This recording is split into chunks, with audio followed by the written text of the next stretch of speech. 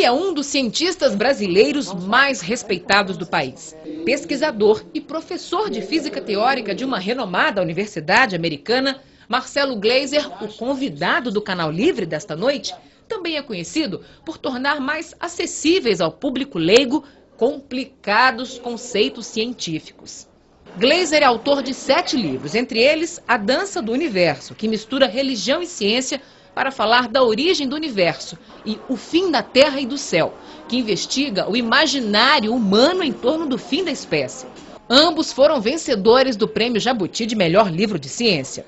De passagem pelo Brasil, Marcelo Gleiser vem ao programa falar, entre outras coisas, da recente descoberta do chamado bóson de Higgs, anunciada pelo Centro Europeu de Pesquisas Nucleares no início do mês. Também conhecido como a partícula de Deus, o bóson de Higgs teria dado origem à massa de todas as demais partículas, e sua comprovação é fundamental para a chamada teoria padrão da física. A descoberta, que ainda precisa ser constatada, é fruto de décadas de pesquisas realizadas no Grande Colisor de Hadrons, acelerador de partículas construído ao longo de 27 quilômetros debaixo da Terra, na fronteira entre a França e a Suíça. Se comprovada, será a mais extraordinária descoberta da física de partículas das últimas décadas e um importante passo da ciência na busca pela compreensão da origem do universo. E para entrevistar o físico Marcelo Gleiser, estão comigo aqui na bancada do Canal Livre os jornalistas Fernando Mitre e Antônio Teles. Professor, boa noite, bem-vindo. Eu pergunto para o senhor, diante dessa descoberta, dessa partícula, ainda existe Deus, há necessidade de Deus para o funcionamento do universo, ou não? Puxa, já começa pesada, né? Eu diria o seguinte, que essa discussão do papel de Deus no universo é muito antiga, né, obviamente, né? Ela veio antes da ciência, né? Então, quando ninguém entendia exatamente como funcionava a natureza, era óbvio que era fácil invocar alguma entidade sobrenatural para explicar como o mundo funciona. Então, não era só o Deus que criou o universo, mas era o Deus do vulcão, o Deus da chuva, o Deus do vento, etc. Então, existia uma divinização da natureza, vamos dizer assim, né? Com o passar do tempo, houve uma racionalização da natureza, ou seja, o homem começou a entender a natureza de outra forma, não só através de ações sobrenaturais, mas tentando usar um pouco da razão para entender as causas das coisas que a gente vê em volta da gente, né? E isso deu certo. E o produto disso, hoje a gente chama de ciência. Então, há mais ou menos 400 anos atrás, se descobriu um método para se estudar o mundo, que é um método profundamente democrático, em que, se você tem alguma explicação de como funciona alguma coisa, por exemplo, para os gregos, o Sol girava em torno da Terra, e isso acontecia porque existia um deus chamado Deus Hélio, que tinha uma carruagem que levava todos os dias o Sol através dos céus. Então isso é uma explicação perfeitamente razoável para um fenômeno que todo mundo está vendo, que é o Sol girando em torno do céu. Hoje em dia, essa explicação já não funciona mais, né? Existem outras explicações. A gente já sabe, por exemplo, que não é o Sol que vai em torno da Terra, mas é a Terra que vai em torno do Sol. E que essa volta diurna do Sol em torno da Terra é porque a Terra está girando em torno de si mesma. Mas essas explicações são muito contra-intuitivas, elas não são óbvias, né? Então demorou-se para se entender isso. Mas o que acontece? Sempre que a ciência faz um avanço, Deus se torna menos necessário como explicação do mundo, né? Isso se chama o Deus das lacunas. Ou seja, né? Eu não entendo como surgiu a vida. Foi Deus que fez, né? Aí vamos supor que daqui a 20 anos, que a gente também não entende como surgiu a vida na Terra, daqui a 20 anos alguém entenda isso. Então, essa ação divina não é mais necessária. Então, teologicamente, né, para as pessoas que têm fé, essa é uma péssima maneira de se relacionar com Deus. Mas Deus apareceu, né, dando nome ao bóson de Higgs, né? Partícula de Deus. De onde que surgiu isso? Essa história é muito engraçada. Então, pausa, eu vou contar essa história. Então é o seguinte. Nós não sabemos ainda, então, se Deus é necessário ou não para a mecânica do funcionamento do universo. A gente chega lá. Tá bom. A gente chega lá. Mas a história da partícula Deus, né? Por que esse bóson de Higgs, que, né, cá entre nós não é um nome muito sexy, né? Por que chamam de partícula Deus? A história é a seguinte, um físico, diretor de um laboratório de pesquisas lá nos Estados Unidos, chamado Leon Lederman, que foi meu chefe, ele era diretor do laboratório chamado Fermilab, que é um laboratório que estuda do que é formada a matéria. O que existe? Os elétrons, os prótons, o que mais que tem? Quais são os tijolinhos fundamentais que constroem tudo que existe no mundo? Então, Leon Lederman ganhou o prêmio Nobel, super fera e tal, e passou 20 anos procurando a tal da partícula que a gente chama de bóson de Higgs. E não encontrou. Mas ele queria escrever um livro contando toda essa busca e a importância dessa partícula, e ele sugeriu, em inglês, que o livro se chamasse The Goddamn Particle, que se chama A Partícula Amaldiçoada por Deus. Tá?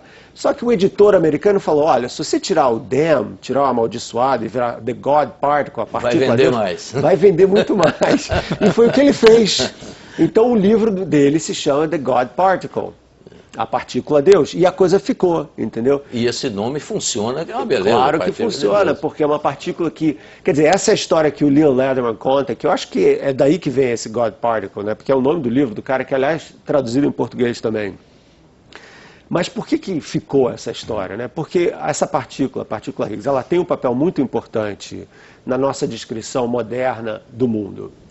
Primeiro, da onde vem isso tudo? Então, isso é uma parte da física que se chama física de altas energias, que é a física que tenta estudar a composição material do mundo, ou seja, do que as coisas são feitas.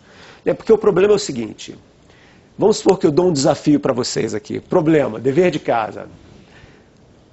Vamos supor que você tem uma laranja, e eu pergunto para vocês, o que existe dentro dessa laranja? Só que vocês têm que me dizer o que tem dentro da laranja sem poder cortar a laranja. Como é que você vai estudar a laranja? Como é que você vai me responder isso? Uma tomografia. Atira uma pedra. Sem apelação. Atira uma pedra na laranja. Exatamente. Atira uma pedra na laranja. Ou então atira a laranja contra a parede, né? Quanto mais forte for esse impacto, mais a laranja vai se espatifar toda, e você vai ver bagaço, vai ver o suco, vai ver a semente. Então, quanto maior a energia do impacto da laranja com a parede, mais você aprende sobre a laranja. A física de partículas faz exatamente a mesma coisa. Por quê? Porque você pega um pedaço de pão. Você fala, do que é feito o pão? Aí você começa a cortar, e corta, e chega uma hora que você não pode mais cortar, porque o pedacinho que você tem lá é do tamanho da faca, né? Então, e aí? Aí você vai para o microscópio. Você pega lá o microscópio, então estou vendo aqui, tem umas moléculas, bom microscópio, umas moléculas muito grandes, mas mesmo assim você não consegue resolver do que é feita a molécula. Aí você vai para um chamado acelerador de partículas, que são esses laboratórios aí. É o que o LHC faz, então. Que o Ele LHC, o grande prótons, colisor, né? de hadrons, né, que é o tal da Suíça, eles pegam então essas partículas, os prótons, e fazem os prótons girar no sentido horário e no sentido anti-horário, como se fossem cavalos de corrida, um em cada direção. Só que de vez em quando eles usam ímãs para forçarem esses prótons que estão andando em sentido contrário a colidirem de cabeça um com o outro. Que nem a laranja contra a parede ou uma laranja contra uma outra laranja. Bang! E daí a energia de movimento é tão grande desses prótons que, usando a tal da famosa equação E igual a mc2, energia relacionada com a matéria, você transforma a energia de movimento, que é altíssima, desses prótons viajando quase na velocidade da luz, em matéria. Mas que matéria é essa? São as várias partículas que compõem o universo inteiro. Elétrons, mais prótons. Na verdade, os prótons não são partículas que a gente chama de indivisíveis, eles são formados de coisas ainda menores, chamadas quarks. Então você vê elétron, chuveiros de quarks, uma porção de outras coisas saindo dessas colisões. Neutrinos, né? Também. Neutrinos, as famosas partículas fantasmas. Então, através O que são neutrinos? O que são os neutrinos? Os neutrinos são as partículas, talvez, não sei se são as mais estranhas, porque eu acho que os fótons, as partículas de luz, são as mais estranhas, mas os neutrinos são partículas que aparecem toda vez que existe um decaimento radioativo, alguma radioatividade. Então, por exemplo, quando você está fazendo algum trabalho de radioterapia no hospital, a radiação que está saindo de lá vem de núcleos instáveis, e quando o núcleo se transforma em um outro núcleo, ele lança uma porção de neutrinos também, como se fossem detritos dessa desintegração radioativa. E eles são formados também no interior do Sol.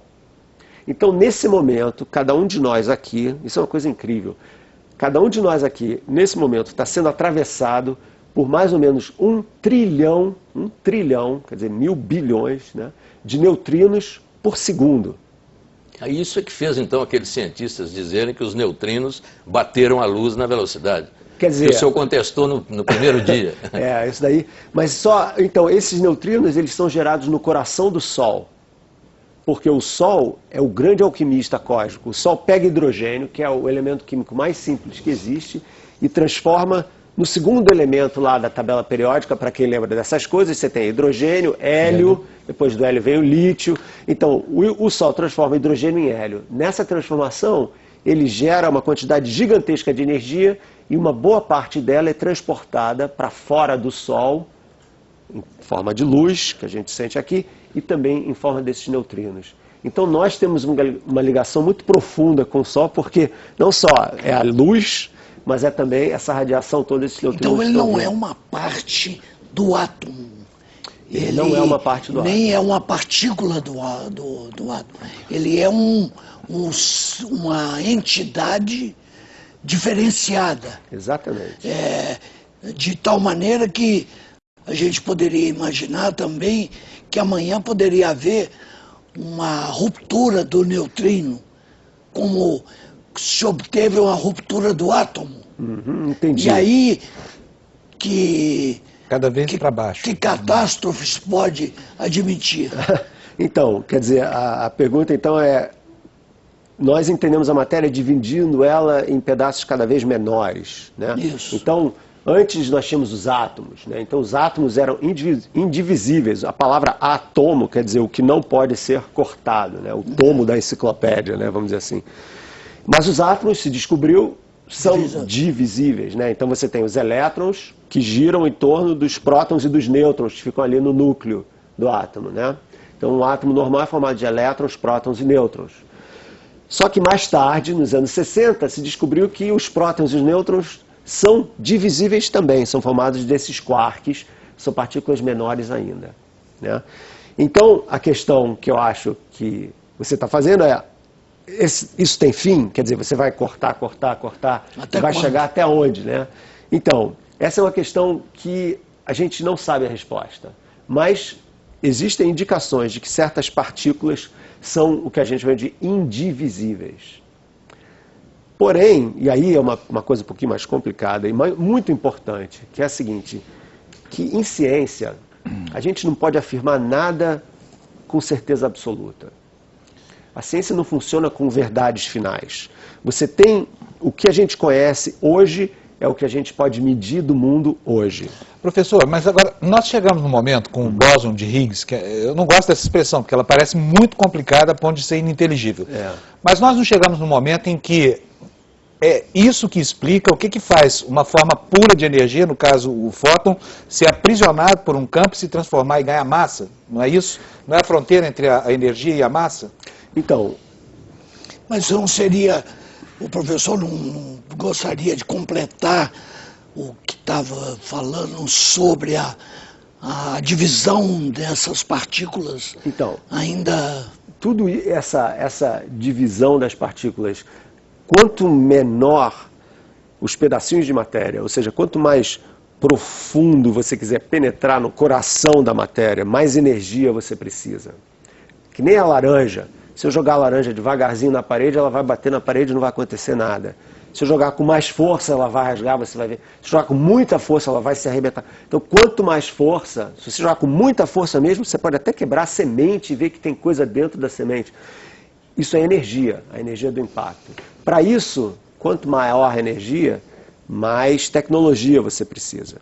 Então, a história da nossa compreensão da composição da matéria, ou seja, do que o mundo é feito, depende da tecnologia, ou seja, das máquinas que a gente usa para poder entender essa composição. Mas, professor, toda essa evolução, né, da ciência, desde os tempos de Aristóteles, na verdade, não nos respondeu 3 questões básicas, né? Primeira é a origem do universo, nós continuamos sem saber.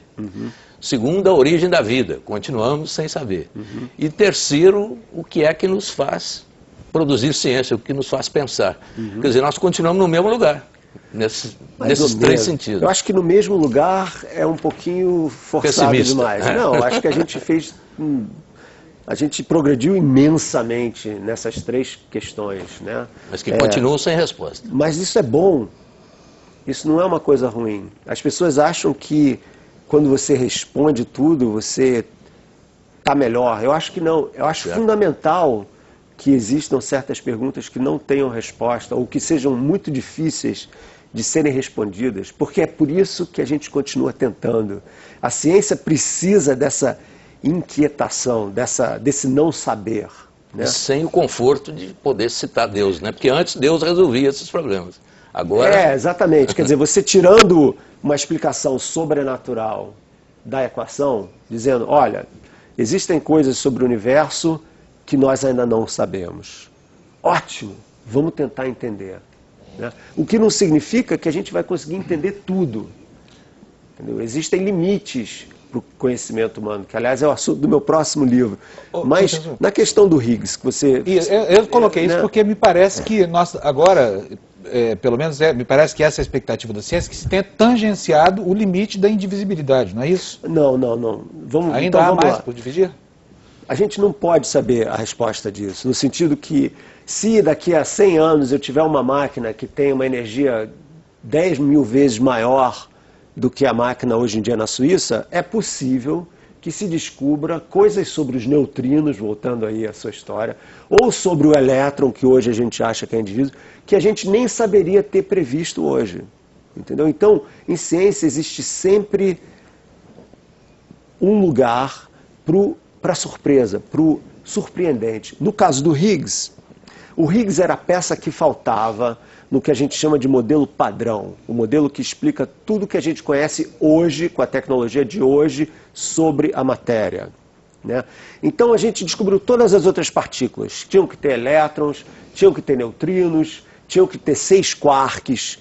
Achamos tudo, só falta o Higgs. Qual o papel do Higgs? O Higgs é a partícula, como você mencionou, Fábio, que dá massa às outras partículas. Então o papel do Higgs é explicar por que um elétron é 2.000 vezes mais leve do que um próton.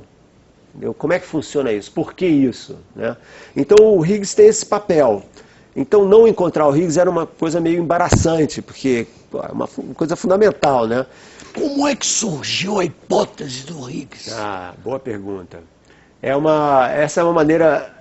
A ideia do Higgs veio de uma outra parte da física, se chama matéria condensada, que é a física que estuda as propriedades dos transistores, dos chips de silicone que a gente usa em computador, quer dizer, que estuda o comportamento da matéria a baixas temperaturas.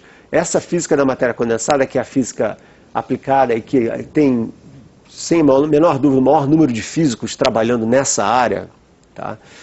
Ela explica o que a gente chama de quebra de simetria. Então eu vou tentar explicar o que quer dizer isso. Então, vamos dizer que a gente tem aqui esse copo d'água, tá? Você olha para a água nesse copo, você fala, puxa, a água nesse copo é perfeitamente simétrica. Qualquer lugar que você olha dentro desse copo, a água é exatamente a mesma. Então você tem uma simetria, que a gente chama de uma simetria espacial. Qualquer lugar aqui dentro, a água é igualzinha. Agora, se eu colocar essa água num congelador e ela virar gelo, o que vai acontecer? Você vai ver que essa perfeição desaparece. Quando você forma gelo, você tem bolhas de ar, você tem fraturas, já não é mais perfeita, aquela simetria. Então, quando você abaixou a temperatura, para você resfriar a água, você está abaixando a temperatura, você quebra a simetria da água. Faz sentido isso? Faz. Essa explicação de quebra de simetria depende de como essas moléculas de água se agregam para formar o gelo. Né? Porque quando você congela, a água forma o gelo e tal. Essa agregação dessas moléculas aí é muito parecida com o tal do bóson de Higgs. Essencialmente, o tal do bóson de Higgs faz a mesma coisa, ele cria uma espécie de condensação em torno das partículas, dos elétrons, dos quarks, que faz com que seja mais difícil para eles se moverem no espaço. Por exemplo, se você pega uma pérola e joga num copo d'água, ela cai logo. Agora, se você, em vez de ter água aqui, você tem mel, a pérola cai mais devagar. Você aumenta a viscosidade, a fricção. O Higgs é uma espécie de viscosidade da matéria no espaço. Mas isso não é visível. Ele não é visível para a gente. Porque isso é uma suposição, é uma hipótese. Era uma hipótese. Era uma hipótese. Era uma hipótese. Agora parece que a coisa realmente funciona, no sentido que existe pelo universo inteiro um meio invisível, uma espécie de éter. Que aliás, faz uma remissão. Faz uma remissão. A mais antiga das... Exatamente. Agora, o bóson de Higgs, que tipo de contribuição objetiva ele daria, por exemplo, na área da tecnologia? Então, isso é uma pergunta completamente diferente, né? Por que a gente estuda essas coisas, né? Então, tem duas explicações para isso. Uma mais romântica e a outra mais pragmática, né? Então, eu vou começar com a romântica, que é mais interessante. A gente estuda essas coisas porque nós, seres humanos, precisamos sempre aprender cada vez mais sobre a natureza do mundo que nos cerca, porque, de certa forma, é assim que nós aprendemos sobre quem nós somos. Então, essa curiosidade de sempre aprender mais sobre o mundo, mesmo que seja uma coisa abstrata, um buraco negro, uma coisa que não tem nada a ver, vamos dizer, com a nossa vida do dia a dia, tem a ver com a nossa existência, com as nossas origens, com a nossa razão de ser. Então, existe essa inquietude que tem a ver também com por que você escreve um poema, ou por que alguém pinta um quadro, qual é o uso pragmático de um quadro? Nenhum. Mas existe um uso de significado, né? Então, essas perguntas científicas mais profundas têm o mesmo tipo de uso, entendeu? De você se entender melhor como ser humano. Do lado prático, existe o seguinte: toda vez que você trabalha numa área da ciência que é uma área em que a tecnologia é forçada a progredir, aparecem benefícios que são assim, você não consegue prever que esses benefícios venham, mas eles estão aí. Então, por exemplo, foi no CERN, nos anos 80, que surgiu a World Wide Web, WWW. Por que surgiu isso lá? Tem nada a ver com as partículas que eles estavam estudando no CERN, mas os físicos precisavam. Como esses experimentos reúnem milhares de pessoas do mundo inteiro, inclusive vários do Brasil, os físicos precisavam de um jeito de se comunicar rapidamente para discutir detalhes de resultados de dados, etc., interpretação. Então criaram essa linguagem, esse hipertexto, para poder ser usado como língua através da internet. Então surgiu ali. O backbone deles lá, quer dizer, a central de computação que serve essa web, é o maior centro da Europa, né? É o maior centro da Europa. É tão grande que o consumo de energia motivou a construção de mais uma usina. É verdade. Próxima ao CERN, para que pudesse funcionar. Quer dizer, a utilidade, inevitavelmente, ela vem... Não tem a menor dúvida disso, né? Então, quer dizer, eu acho que essa separação que se faz, né, historicamente, entre a pesquisa básica e a pesquisa aplicada, né? Então, voltando aí à história dos neutrinos, quando surgiu a ideia dos neutrinos, em 1931, eu acho, foi um físico chamado Wolfgang Pauli que veio com essa ideia de neutrino. Eles estavam, na verdade, tentando entender o decaimento radioativo, porque queriam entender como funciona o átomo. Jamais podiam imaginar que daí viria todas as aplicações médicas, as aplicações balísticas, militares, etc. Quer dizer, tudo isso veio depois, né? Então, às vezes, você não se dá o luxo de arriscar, vamos dizer assim, de pensar essas coisas, de uma certa forma, você travar a possibilidade dos nossos avanços, né? Só para completar essa ideia, toda a nossa cultura digital moderna, tudo que a gente faz digital, que na verdade é esse, todos os computadores, celulares, DVDs, laser, GPS, tudo isso veio porque um grupo de cientistas, nas primeiras 2 décadas do século XX, resolveram entender como funciona o átomo. Professor, desculpa, me quer perguntar? Não, eu só queria voltar àquela questão sua mesmo, voltar à questão de Deus e da religião. Eu perguntaria, a religião ainda influi na ciência. Quer dizer, há grupos de cientistas que ainda levam em consideração as referências religiosas, como antigamente o Newton era religioso, Kepler era religioso. Eu queria saber se isso ainda está por aí. As coisas mudaram muito desde o tempo do Newton e do Kepler, né? Quer dizer, para eles, estudar a natureza cientificamente era estudar a natureza de Deus. Quer dizer, quase que não existia uma separação, vamos dizer assim. Para eles, como o mundo era uma criação divina, estudar essa criação era estudar a mente divina, vamos dizer assim. Newton e Kepler eram profundamente religiosos. Eram profundamente religiosos, todos dois. E tinham crença na existência de um criador, Com certeza. O Newton, ele passou mais tempo estudando a Bíblia e tentando datar eventos bíblicos usando ciência do que fazendo física. O Copérnico também era religioso. E não tem uma contradição nisso, professor? Para eles não, porque no contexto de uma cabeça do século XVII, 1600 e pouco, essa separação entre ciência e religião ainda não existia de uma forma muito óbvia, entendeu? Para eles, a motivação de estudar o mundo era essencialmente religiosa. No caso do Newton e no caso do Kepler, ambos cristãos. Mas aí vamos acelerar um pouquinho e você vai para o Einstein. Tá? Então já no século XX. Né? O Einstein também era uma pessoa religiosa. Ele se dizia uma pessoa profundamente religiosa, só que absolutamente não dentro da religião organizada. Nenhum culto monoteísta, cristão, judaico, muçulmano, nada disso. Agora, mas ele procurava, né? Ele procurava um princípio universal. Exatamente. Mas dá para ler o Einstein também como um grande pensador ateu, que usa Deus como metáforas. O Einstein era ateu, mas ele era profundamente espiritual. Então, ele não acreditava necessariamente num Deus que criou o mundo, mas ele dizia que existe uma intenção religiosa no estudo da natureza.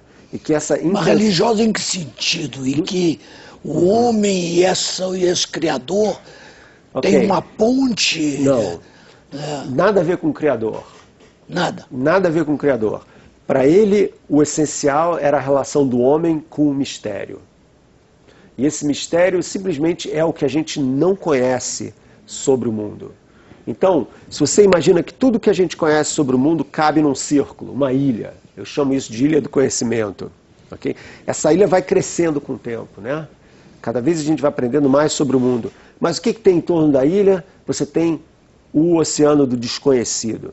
Né? E quanto mais você... E a natureza do conhecimento científico é tal que quanto mais você vai aprendendo sobre o mundo, mais você vai se perguntando sobre o mundo. Cada vez que você faz uma descoberta nova, aparecem 1000 outras perguntas que você não tinha antecipado antes, porque você está vendo mais profundamente as coisas. Então, quando você tem uma nova tecnologia, um exemplo, o microscópio. Imagina só isso, quando surgiu o microscópio, abriu-se todo um novo universo de questionamento. O que são esses bichinhos miniatura que estão ali? O que é isso? Que forma... Será a vida então pode ser tão pequena? E daí surgiu todo um novo tipo de pensamento. Pode continuar. Eu só queria que o senhor falasse sobre a busca do Einstein do princípio universal. Voltando a isso então. Então o que o Einstein, eu estava falando dessa coisa do mistério. Então para o Einstein, o que existe é esse intuito religioso de se querer conhecer cada vez mais sobre o mistério que nos cerca, sem ter que colocar nessa equação a necessidade de que existe uma entidade criadora por trás desse mistério. O mistério é simplesmente o que a gente não conhece do mundo, sem que tenha que ter um arquiteto por trás dele. Ou seja, a missão do homem não é descobrir Deus, mas é tentar entender cada vez mais sobre o mundo para poder entender cada vez mais sobre si mesmo. Agora, como é que a ciência entende o fenômeno da escatologia, ou seja, o apocalipse, o fim disso tudo? E ela admite, entende? Com certeza. Não só entende, como admite. Então, eu escrevi um livro inteiro sobre isso, chamado O Fim da Terra e do Céu, que é justamente uma história do pensamento escatológico, na verdade, o pensamento sobre o apocalipse, o fim do mundo, na religião e na ciência. Como é que a coisa percolou de uma para outra, né? Porque antes era religião, né? Você lê lá no livro do Daniel, que é o primeiro texto assim mais escatológico no Antigo Testamento, né? Ele fala das estrelas caindo do céu, etc. Esse seria o fim do mundo. E, obviamente, o livro que fecha o Novo Testamento, né? São João. A revelação de João é uma viagem louca sobre o fim do mundo também, em que aparece justamente essa menção de que quando chegar ao fim, as estrelas vão cair do céu, o sol vai ficar preto, a lua vai se tornar vermelha como sangue, tem toda uma visão do caos celeste. E isso já não é mais religião. Ciência também admite isso. Com certeza. Aí, o que é interessante, eu ia falar aqui, então, primeiro, por que as religiões, não é só a religião cristã e judaica que fala sobre isso, assim, os druidas, quem leu Asterix aqui lembra, né, que o chefe da tribo lá, o Abracursix, o medo dele era qual? Que o céu caísse sobre a terra. Caísse sobre as cabeças. Então ele andava com aquele escudo, né? Por que isso? Porque os druidas tinham essa ideia de que o fim do mundo vinha dos céus.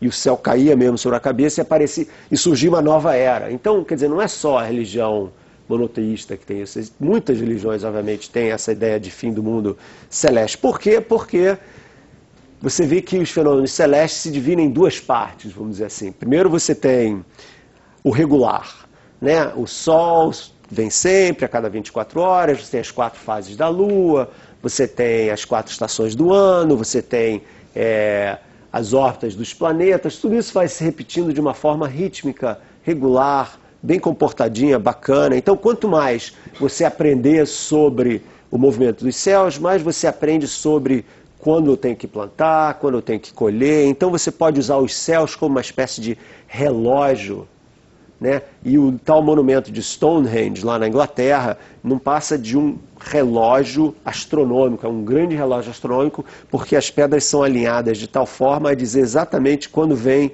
o solstício de verão, que é o dia 21 de junho no hemisfério norte, porque é o dia mais longo do ano. Então, mas tinha também todo um significado sagrado. Por quê? Porque os céus eram também a morada dos deuses. Por quê? Porque os céus não são só regulares. Ocorrem coisas estranhas nos céus. Você tem cometas, você tem eclipses total, o eclipse total do Sol, que é um fenômeno muito inquietante para quem já viu aí, é uma coisa realmente muito bela, é muito inquietante e inexplicável. Pô, se o Sol pode desaparecer durante alguns minutos, será que ele pode desaparecer para sempre? Quem que está controlando isso? São os deuses. Então, os deuses traziam essas mensagens de possível destruição como um aviso para os humanos se cuidarem. Agora, professor, a propósito disso, tem um novo milenarismo rodando aí, ganhando sucesso na internet, que parte do choque iminente ou da interferência na órbita terrestre de um cometa chamado Nibiru. Uhum. Eu queria que o senhor falasse um pouquinho sobre isso, até porque as pessoas, tem muita gente muito inquieta com isso. Pois é. Essa agora é a história do apocalipse vem dos maias, né? 2012, 23 de dezembro, uma coisa assim, né? Tá chegando. Então nem vale a pena gastar dinheiro comprando presente de Natal esse ano, porque entendeu? Não vai rolar o Natal? Não vai rolar o Natal, é melhor você economiza um pouquinho, né?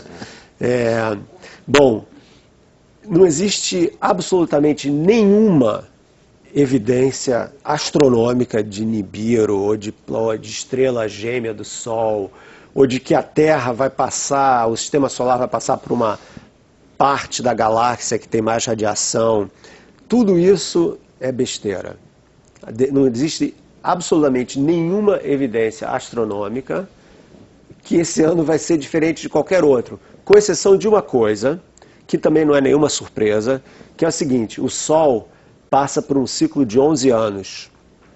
E isso significa o seguinte: ele aumenta um pouco a sua atividade, né? Então você tem mais explosões, mais tempestades solares, que a gente chama, você tem mais manchas solares. Isso acontece com um ciclo de 11 anos e o pico do ciclo está chegando. Então, mais ou menos no final desse ano, início do ano que vem, o Sol vai ficar cada vez mais ativo. E, aliás, eu acho que a National Geographic acabou de lançar um artigo de capa sobre esse negócio do Sol, que isso vem acontecendo a cada 11 anos. São radiações O Sol, intensas. muito intensas. O Sol a gente vê daqui e acha que é uma coisa boazinha, sempre igual, mas na verdade o Sol é um verdadeiro inferno. Né? Quer dizer, é uma estrela profundamente inquieta, com grandes ebulições, ejeções gigantescas de matéria, que são chamadas de ejeção de massa coronal. Quer dizer, sai da superfície do Sol uma bola de plasma bem quente, entendeu? Viajando rapidamente até aqui, e às vezes essas bolas de plasma se chocam com a Terra. E é daí que vem os tais fenômenos da aurora, que nas latitudes altas e baixas, né, hemisfério norte e sul, a gente vê isso. Mas são inofensivas. São inofensivas, mas podem ser ofensivas também. Ou seja, depende da intensidade da radiação solar. Então, mas ofensiva para assim, interferências eletromagnéticas, não é isso? Isso. Desorientação magnética, essa coisa toda, não é isso? Isso aí. Não chega a matar ninguém. Ainda não. Ainda não. Mas nunca produziram grandes desastres, né? Não. Quer dizer, no máximo você pode ter um problema com grandes transformadores de energia elétrica. Então, por exemplo, acho que em 1989 houve uma grande crise dessas, uma tempestade solar, que foi até Quebec, lá no Canadá, e você tem uma descarga gigantesca de eletricidade que danificou lá a hidroelétrica do Canadá e ficou um tempão sem energia. Quer dizer, essas coisas podem acontecer. Sim. Você pode danificar satélites de telecomunicação, e você também pode danificar a saúde dos astronautas que moram, por exemplo, na estação espacial, porque antes do bólido vem uma onda de raio-x também. Tá. Mas é por aí. Quer dizer, até hoje não aconteceu nada de mal. O que não significa que não possa acontecer uma coisa muito... Professor, não sei se o Panuso vai nos dar tempo, mas eu queria fazer uma pergunta mudando de assunto, mas o telespectador deve estar esperando. Pode fazer. É o seguinte, o senhor admite a possibilidade da vida complexa e inteligente fora da Terra? Com certeza. Mas isso é um papo que merece um pouco de detalhes. Então nós vamos fazer uma pausa e retomando a conversa por aí, tá bom? E olha, estamos devendo para você também a resposta dele sobre se ainda há espaço para Deus no funcionamento mecânico do universo. A gente fala sobre isso tudo já já. Tchau.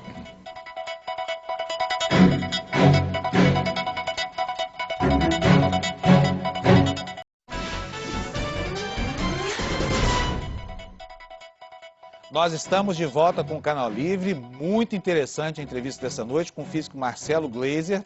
E no fim do bloco anterior, o Mitri fez uma pergunta e o professor pediu para responder com mais tempo. Então, Mitri, você quer repetir a pergunta? Professor, falamos da vida em 3 níveis, né? 3 níveis de vida.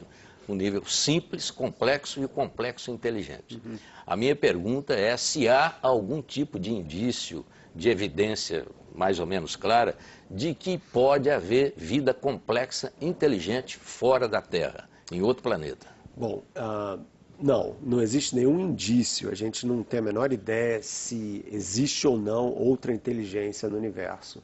Mas, por outro lado, a gente também não tem nenhum indício de que não possa existir vida inteligente em outras partes do universo. Ou seja, o que a gente entende hoje da vida se restringe à vida aqui na Terra, à história da vida aqui na Terra, né? E o que a gente sabe da vida aqui na Terra é o seguinte: ela surgiu, a Terra tem 4 bilhões e meio de anos de vida, 4 bilhões e meio de anos de vida. A vida surgiu há mais ou menos 3 bilhões e meio de anos de vida, ou seja, o primeiro bilhão de anos da Terra não dava para ter vida aqui, mas logo que deu, a vida surgiu relativamente rápido. Nesses 3 bilhões e meio de anos de vida, a maioria absoluta disso, quase que 2 bilhões e meio, só existiam seres unicelulares, tipo ameba, bactérias, só. Então, a vida que existia na Terra durante quase que a história inteira da Terra era uma vida só de bactérias. Aí, mais ou menos há 1 bilhão de anos atrás, seres começaram a se juntar e formaram seres multicelulares, tipo essas esponjas marinhas que a gente também usa para tomar banho e tal, que são mais ou menos colônias de bactérias, né? E aí, há mais ou menos 500 milhões de anos, teve o que a gente chama de explosão do Cambriano, que é um período lá a gente divide em períodos, Cambriano, que de repente surgiu uma porção de outras formas de vida, mais ou menos de repente na história da vida é tipo entre 50 milhões de anos. Surgiu uma porção de tipos diferentes de vida e daí a coisa pegou. Tá? Mas qual a provocação? Ninguém sabe. Não, se sabe sim. O que aconteceu foi o seguinte, as bactérias que dominavam a vida aqui descobriram uma coisa sensacional. Elas descobriram o que a gente chama de fotossíntese, que é a maneira como as plantas respiram, que é elas usam a energia do sol para poder gerar todas as reações químicas que elas precisam, transformando gás carbônico em oxigênio, certo? Então e essas bactérias descobriram a fotossíntese há mais ou menos 2 bilhões de anos atrás. Resultado, elas começaram a gerar uma quantidade enorme de oxigênio. Elas que transformaram a atmosfera da Terra. Então essas bactérias transformaram a atmosfera da Terra numa atmosfera rica em oxigênio. E o que é o oxigênio? É uma espécie de granola da bioquímica, entendeu? É o que dá energia para fazer metabolismos mais rápidos e mais complexos. Então, quando surgiu esse oxigênio todo, a vida pôde se complexificar porque existiam maneiras metabólicas para que isso acontecesse. Então, essas bactérias transformaram o nosso planeta e, como resultado, criaram as condições para que formassem a vida mais complexa. Então, 500 milhões de anos atrás, isso daí chegou num pico. A coisa foi embora. E aí, a vida se tornou fase 2, complexa, multicelular, mas não inteligente. Tá aí, os dinossauros. Complexos, mas não inteligentes. 150 milhões de anos eles viveram aqui. E, pelo que a gente sabe, eram bastante burros, né? Não inventaram telescópio, rádio, nada disso, né? Eles sabiam comer e dormir, etc. Então, 150 milhões, o que diz o seguinte, que a função da vida, isso é uma coisa muito importante que as pessoas sempre confundem, a função da vida não é criar inteligência. A função da vida é sobreviver. Ou seja, se uma forma de vida está bem adaptada ao seu ambiente, ela não muda muito. O senhor é adepto do Dawkins, também, da teoria, da revisão do Darwin, né? Quer dizer, o Dawkins, né? Quer dizer, ele é o... Mas, sem dúvida, o darwinismo não tem que... não, entendeu? É incontestável, vamos dizer assim. Mas isso mostra o quê? Que a nossa história aqui na Terra é resultado de uma série de acidentes. Porque os dinossauros desapareceram 65 milhões de anos atrás, porque houve uma colisão com um grande asteroide aí de 10 km de diâmetro, que acabou com 50% da vida na Terra. Se essa colisão não tivesse acontecido, os mamíferos, que na época dos dinossauros eram completamente irrelevantes, não teriam evoluído a ponto de se tornarem complexos o suficiente para mutação para cá, mutação para lá. Os dinossauros deixaram o lugar para eles. Exatamente. Então aí veio a vida inteligente. Ou seja, por que eu estou contando essa história muito longa? Porque se a gente pensar agora em outros planetas, a probabilidade maior é que se existir vida, o que já não é muito fácil, ela vai ser uma vida simples. Mas aí eu faria uma outra pergunta. Tudo isso que o senhor descreveu são as condições específicas da Terra. Isso. Planeta Terra. Falando de outro planeta, de outra galáxia, não sei, as condições seriam outras. Então, quer dizer, a vida complexa e inteligente num outro planeta poderia ser completamente diferente dessa aqui. A gente acha que sim por causa da ficção científica, mas na prática existem razões muito boas para a vida ser como é aqui. Por exemplo, baseada em carbono, né? Todas as nossas moléculas têm carbono. Por que carbono? Porque o carbono é a mulher da vida da bioquímica, entendeu? Ela basicamente ele se combina com tudo, tem uma versatilidade enorme, ou seja, pode formar moléculas complicadas. A água, fundamental para que hajam essas reações químicas. Então, em outros planetas você precisa ter carbono e água. Professor, a gente separou aqui um trechinho para o programa dessa noite aqui, daquele documentário Como Funciona o Universo, que foi exibido pela Discovery aqui no Brasil. E a gente vai exibir agora, já para introduzir um outro assunto, nosso tempo está andando muito rápido, que é a unificação das teorias. O que une o minúsculo lá do subatômico e o maiúsculo da gravitação universal? Vamos ver o documentário, então. Bilhões e bilhões de galáxias. O universo é tão vasto que sequer conseguimos imaginar o que esses números significam. Mas 14 bilhões de anos atrás, nada disso existia. Até que aconteceu o Big Bang.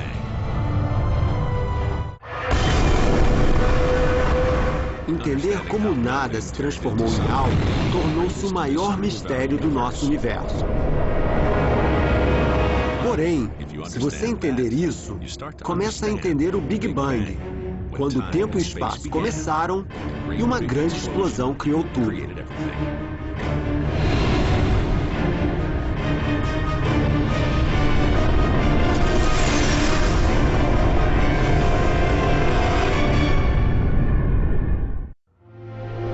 Na aurora dos tempos, o universo surgiu numa explosão e foi de absolutamente nada para tudo. Mas esse tudo era na verdade um único ponto, infinitamente pequeno, incalculavelmente quente, uma partícula super densa, de energia pura.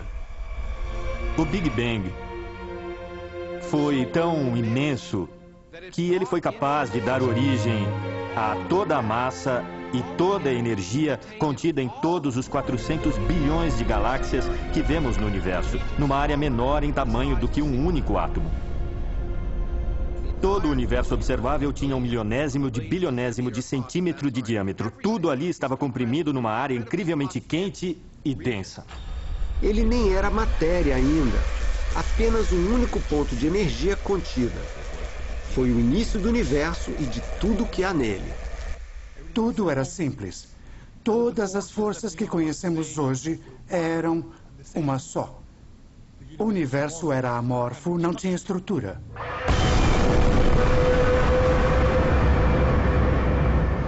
Naquele instante de criação, todas as leis da física, as próprias forças que estruturam o nosso universo, começaram a tomar forma. A primeira força a surgir foi a gravidade. O destino do universo, seu tamanho, sua estrutura e tudo o que há nele foi decidido naquele momento. E hoje se pode ver sinais emitidos ao tempo dessa grande explosão há quase 15 bilhões de anos, né? Agora, professor, tem muita gente que pergunta assim, ó, como pode tudo surgir do nada? Como pode toda a matéria dispersa ao longo desse universo que a gente conhece caber num ponto que é infinitesimalmente menor do que um ponto final que a gente desenha numa página? Pois é. O problema é que esse nada, a qual a gente se refere em cosmologia, que é a parte da física que estuda o universo, não é a ausência de tudo. Esse é que é o problema. Existe um problema de uso inadequado de palavras aqui que causa uma certa confusão. Quando a gente fala em nada, a gente quer dizer o nada, né, com N maiúsculo, que não tem nada. Na verdade, o que a física pode dizer hoje sobre a origem do universo é que não existe nada. Tá? O nada, o espaço vazio, ele não existe. O espaço nunca pode ser completamente vazio. Isso daí porque... Então o vácuo não é nada. O vácuo não existe. Não existe. Não existe. E o éter existe. Ele é composto... De uma certa forma, o éter existe. O que acontece? O problema é um pouquinho enrolado e tem a ver com um princípio fundamental da física que estuda os átomos, chamado princípio da incerteza. Princípio da incerteza que é dificílimo de entender. A gente pode falar sobre isso no próximo bloco. Eu preciso fazer uma paradinha aqui e a gente volta para falar sobre o princípio da incerteza que eu pessoalmente não entendo. Vamos ver se o senhor consegue explicar. A gente volta já já.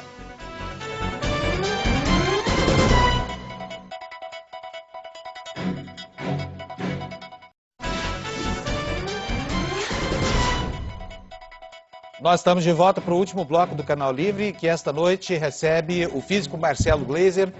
O senhor prometeu falar sobre uma coisa muito complicada, o princípio da incerteza. O que é isso?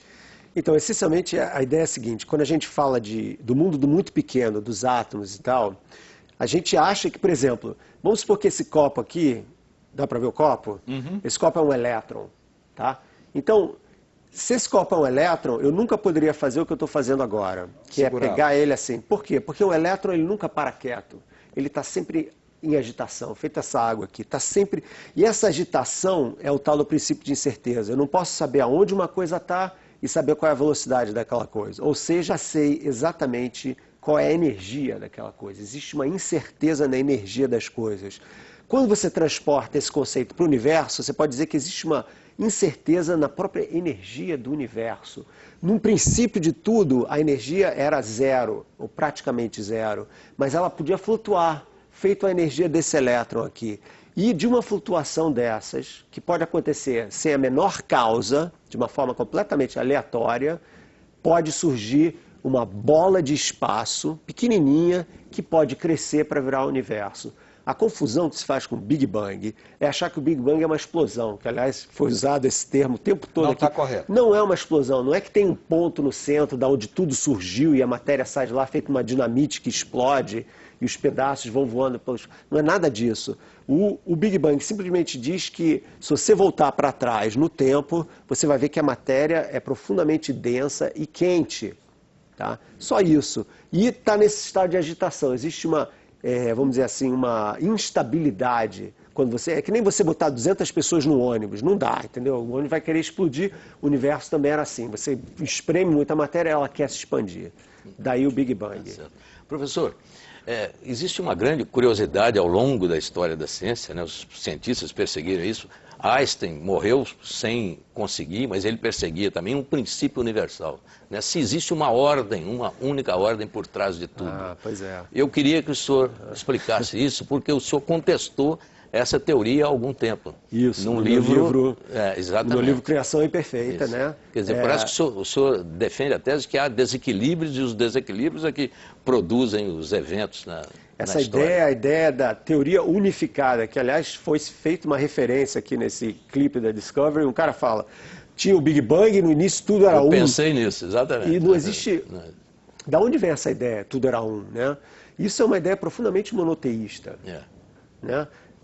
E em outras culturas você não tem esse tipo de ideia, mas esse monoteísmo percolou a ciência e até hoje, mesmo que a ciência tenha se tornado não religiosa, essa noção de que todas as forças do universo podem ser, na verdade, uma única força, e se isso for verdade, o universo é mais belo, mais estético, mais simétrico, é uma coisa que leva muito peso, mas é um peso que é, no meu caso, na minha opinião, e eu defendo isso com detalhes no meu livro, é um julgamento estético que é um preconceito, que vem justamente dessa interferência da noção monoteísta no pensamento científico. O que, se olhar para a evidência, o que nós sabemos hoje do universo, a gente vê que é exatamente o oposto, são as assimetrias, as imperfeições, o desequilíbrio que gera tudo que a gente vê. O nascimento das estrelas, o rosto humano é profundamente imperfeito e assimétrico. E então o que eu falo nesse livro é o seguinte, é que na verdade a beleza, a ideia de que o que é belo é perfeito é que tem que ser mudada. A gente precisa de uma nova estética na ciência, em que é o ligeiramente assimétrico e imperfeito, que é o belo. Feito o sinalzinho da Marilyn Monroe. Que eu falo... Ou a arte do Picasso, por exemplo. Ou a arte do Picasso. Então uma nova estética da ciência, que também é um papo meio longo. Professor, por fim, nós contemplamos uma realidade ou não? Uma ótima pergunta, e é uma pergunta que eu estou pensando muito nela ultimamente, que na verdade vai ser o pano de fundo do livro que eu estou escrevendo agora, que é o que a gente pode dizer sobre a realidade, né? E o que a gente pode falar sobre a realidade é a nossa realidade. Nós temos um ponto de vista humano sobre o que é real, ou seja, nós vemos o mundo de uma forma muito peculiar, que é a nossa forma de ver o mundo. Outras formas de vida, inteligentes ou não, vão ver o mundo de uma forma muito diferente. Então, a percepção do real que nós temos é uma percepção que é profundamente humana, mesmo que a gente use máquinas para ampliar a nossa percepção, telescópio, microscópio, né? A gente está vendo coisas que são invisíveis a olho nu e tal. A nossa construção da realidade, ela é não só humana, como é profundamente limitada também. Existe muita coisa em torno da gente que a gente não vê. Como disse a raposa lá no Pequeno Príncipe, né, no conto de Saint-Exupéry, o essencial é invisível aos olhos.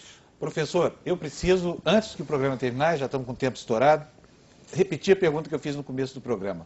À luz do que se sabe hoje, para que o universo funcione como funciona, É necessário ainda um Deus? Deus tem lugar na mecânica universal? A mecânica universal não precisa de Deus, né? As pessoas podem precisar de Deus. São duas coisas completamente diferentes. Muito obrigado. Agora o senhor tem 30 segundinhos para suas conclusões, considerações finais.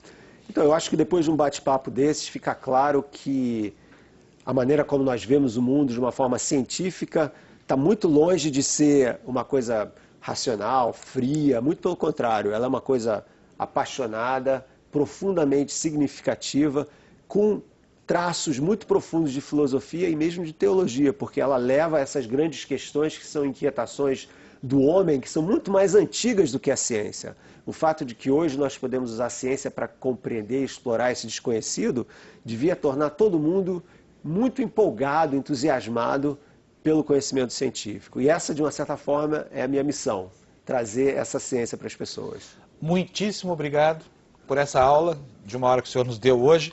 A gente vai ficando por aqui, a gente agradece a presença do professor Marcelo Gleiser, já prometendo outra entrevista para o mês de outubro. O convite já foi feito e já foi inclusive aceito. Então a gente volta a se encontrar com ele em outubro. Uma boa noite para você, boa semana e a gente se vê no próximo domingo. Tchau.